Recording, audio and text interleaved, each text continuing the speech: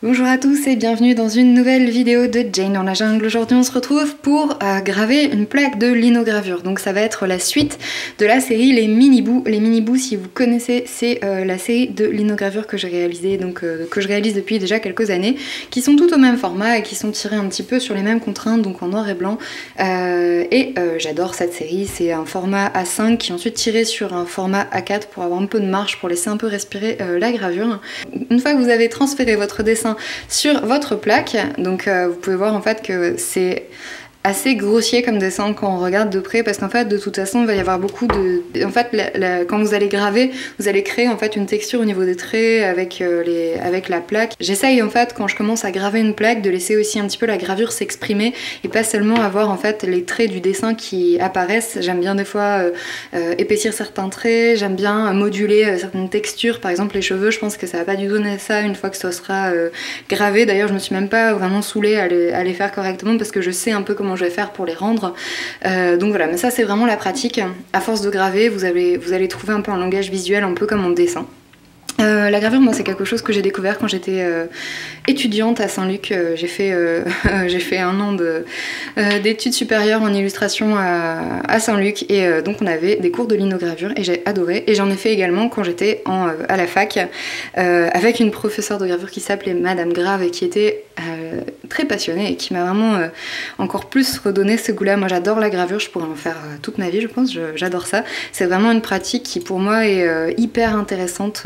J'ai déjà fait des plaques assez grandes, vous avez vu, j'avais fait des plaques en format A3, c'était vraiment un travail de longue haleine. La plus grande plaque que j'ai prise et que j'ai faite, il m'a fallu 2 mois pour terminer de la graver, c'était vraiment un travail de titan. C'est pour ça que j'essaie vraiment de faire régulièrement des formats en A5, parce que je trouve que c'est des formats qui me permettent en fait de voir plus des séries émerger plus rapidement, même si effectivement j'aime avoir différents projets. Donc si vous regardez un peu mon matériel, c'est hyper classique. J'ai jamais vraiment trop investi dans mon matériel de linogravure, ce qui est quand même assez terrible. Il m'a fallu des années pour acheter juste la base du matériel. Donc là je vais vous montrer les outils de gravure que j'ai. Donc ça c'est vraiment un kit ultra débutant, super cheap que j'avais eu quand j'ai commencé, donc il y a une quinzaine d'années. Vous pouvez voir qu'ils ont fait quand même le job vous pouvez voir également qu'il y a vraiment une gouge parmi les autres qui a vraiment été celle que j'ai utilisée le plus possible, donc c'est celle-là. Franchement elle est très bien, même en ayant investi dans des meilleures gouges, je continue parfois à l'utiliser. Donc voilà, c'est une petite gouge en V, donc c'est assez chouette d'avoir ce genre de forme. Vous pouvez voir qu'il y a différentes formes, il y a des formes en V, des formes en rond, des formes un peu en couteau.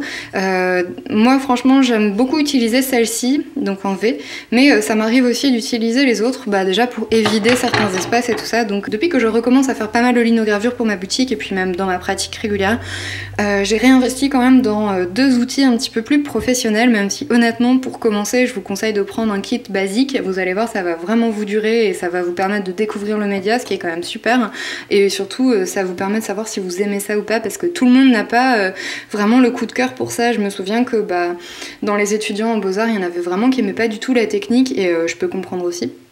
Donc voilà, j'ai également cet outil là qui est également en V mais plus petit, un petit peu plus petit. Alors ça c'est un des derniers que j'ai pris, c'est cette marque là, Marquet & Kirchen, qui est vraiment une marque très reconnue et qui sert également à tailler des plaques en bois. Donc c'est pour ça que je l'ai prise, parce que j'aimerais bien faire quelques gravures de plaques en bois. C'est vraiment un de mes objectifs dans quelques temps. Je sais pas si vous verrez ça cette année sur la chaîne, j'ai beaucoup de travail en retard en ce moment, donc j'essaye de rattraper un peu depuis le déménagement. Et donc l'objectif c'est pour moi d'avoir quand même un set de bonne qualité, donc j'investis très sporadiquement et j'essaye de prendre des outils que j'utilise beaucoup. Donc voilà, on va commencer à graver la plaque. J'ai pas forcément de conseils techniques à vous donner sur la gravure. Il y a des gens, ils utilisent des choses pour graver tout ça. Moi je me suis jamais entaillé les mains avec des outils de gravure. Je sais pas, je dois avoir un coup de main ou peut-être j'ai pas assez gravé, très certainement. Donc c'est vrai que je fais pas forcément particulièrement attention, mais par contre quand on se retrouvera pour le tirage, j'essaierai de vous montrer un petit peu les différents trucs que j'ai appris pour les tirages, notamment pour bien caler ces tirages, parce que moi c'est vraiment le truc qui m'a mis le plus de difficultés au début, c'était de bien caler mon tirage quand je faisais des tirages.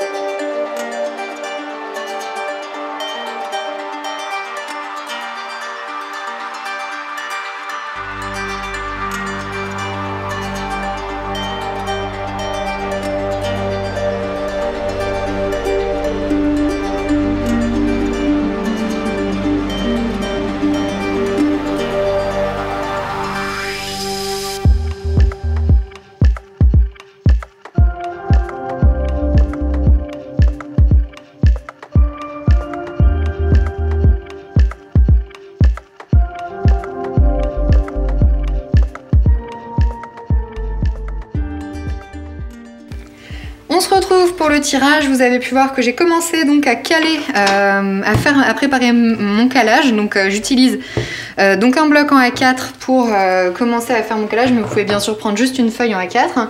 Et maintenant c'est facile, on va essayer en fait de caler la plaque et on va noter en fait cet endroit, on va la caler. Donc là vous voyez, hop, si je prends ceci, on va pouvoir voir en fait où est-ce que c'est. Donc là on a 1, 2, 3, 4, 5 cm. Et là on a 1, 2, 3, 4. Donc on peut se dire que c'est 4,5 à peu près. Donc là on va être à peu près au bon. Voilà, là on est à peu près ok. Alors, on va se mettre, j'ai un peu changé le plan pour que vous puissiez voir un peu les deux. Donc là, c'est la première fois que je vais ancrer cette plaque. Je vais même pas utiliser du bon papier de gravure. Pourquoi simplement parce que souvent le premier tirage, il est pas très réussi. Ça va mettre un peu en avant les défauts de votre gravure. Vous allez voir des endroits qui ont mal adhéré, tout ça, et c'est normal. Moi, j'ai un nouveau petit rouleau. C'est la première fois que j'investis un peu dans un vrai truc. Donc là, j'ai nettoyé la plaque que j'utilise pour faire mon ancrage. Et en fait, je vais d'abord commencer par correctement préparer mon encre. Quand vous commencez à répartir votre encre, vous allez faire en fait une fine couche. Et cette fine couche, en fait, ça va vous servir quand vous allez ancrer, ça va vous éviter d'avoir en fait trop. Donc là, je suis contente, j'ai un nouveau rouleau. Et en fait, mon ancien rouleau, il était un peu grossier, c'était un peu un truc un peu classique. Donc là, je suis un peu hâte. Donc ce qui est très bien quand vous ancrez, c'est de revenir en fait plusieurs fois et de le faire en plusieurs fois. Donc là, vous voyez vraiment la plaque qui apparaît. Donc moi, souvent, c'est vraiment un moment qui me plaît beaucoup. Vous voyez par exemple les cheveux. Je les avais même pas travaillés ni rien. Et en fait, la gravure, elle vient totalement réinterpréter en fait le dessin qui était dessus. Et voilà. Donc là, ça va rendre, j'espère, comme je veux. Vous voyez, en fait, il y a d'autres soucis aussi qui viennent. Par exemple, il y a beaucoup d'espace blanc à l'arrière. Et des fois, en fait, quand j'ai trop d'espace blanc sur certaines gravures, il y a des gravures, par exemple, que je tranche au scalpel à l'arrière pour éviter d'avoir des marques. Voilà, j'ai l'impression quand même qu'on va partir sur une gravure qui va pas être trop mal.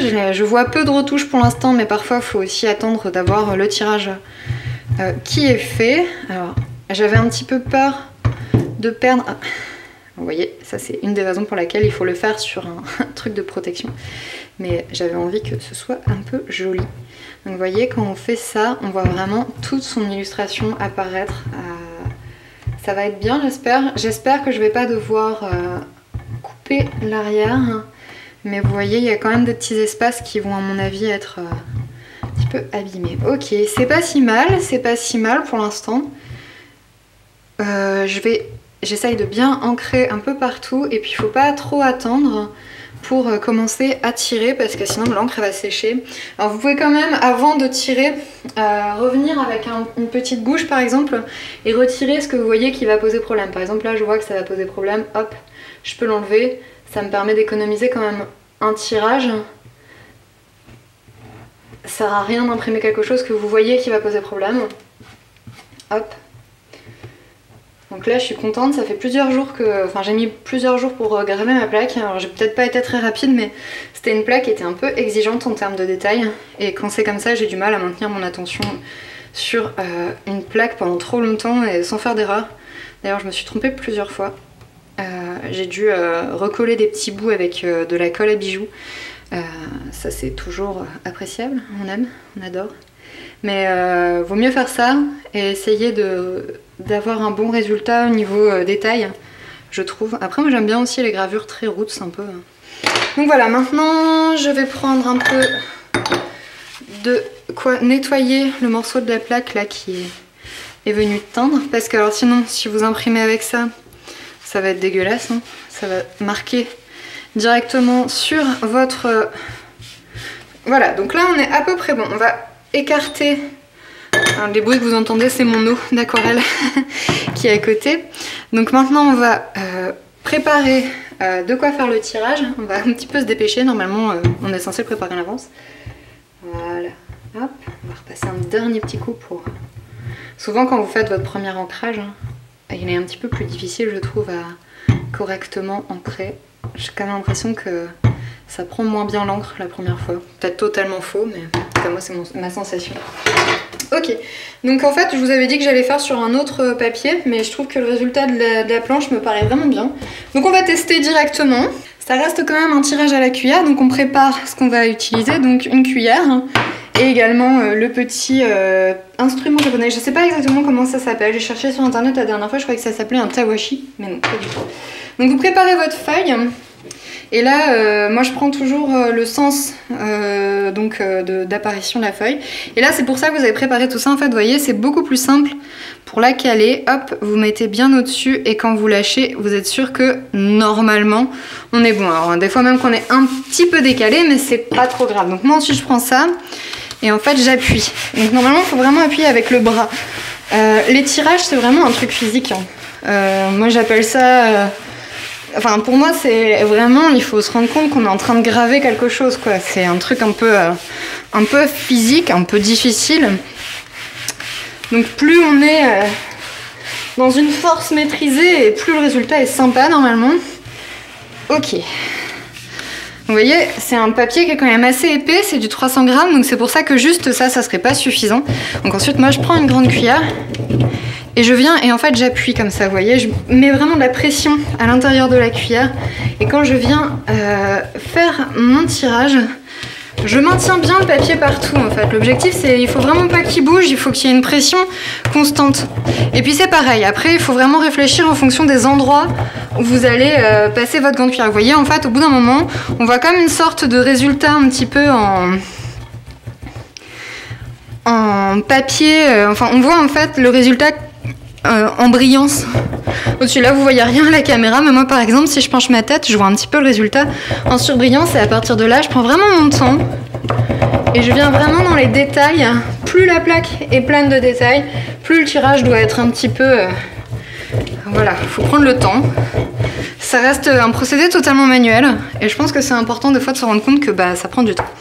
Voilà, une fois que vous êtes à peu près content du résultat, vous commencez un peu à entrevoir le résultat final. Pas oublier qu'il y a des espaces où c'est vraiment très important d'avoir une bonne lisibilité parce que vous avez mis du temps à graver cette plaque. Donc il faut que la personne qui va avoir ce tirage, elle voit en fait tous ces détails-là et qu'il n'y ait pas des choses un peu étranges. Voilà. Bon, c'est parti. Le moment de vérité. C'est parti, on commence à soulever la plaque et doucement, hop, on la reprend. Et donc là, vous voyez, j'ai bougé. J'ai un petit peu bougé, mais c'est pas trop grave parce que le résultat est intéressant. Malgré tout, ça reste la première plaque. C'est normal, quand vous gravez, vous faites forcément des erreurs. Mais on voit quand même que c'est une plaque avec beaucoup de détails. Moi, ça me permet aussi de voir là où il y a des problèmes. Là, vous voyez, on a quelques petits morceaux noirs. Donc, je pense qu'il va falloir que j'évide la plaque. Ça, c'est pas trop un problème. Je vais le faire avec vous, comme ça, vous allez voir un petit peu ce que ça donne, parce que sinon, je risque d'avoir ces effets-là. Et ça, c'est pas quelque chose que j'apprécie beaucoup. Malgré tout, je suis super contente de voir le résultat. On va retirer une seconde gravure, et puis je vais vous montrer un petit peu comment on fait. Donc ça, c'était la première gravure, la gravure de contrôle. Et voilà, on va se retrouver pour la seconde gravure. Donc on va retirer à nouveau la plaque, et cette fois-ci j'espère qu'il n'y aura pas de souci. Donc vous voyez, comme j'ai bien calé tout à l'heure, hop, on est tranquille, on peut la remettre tranquillement. Hop, la réancrer. Donc,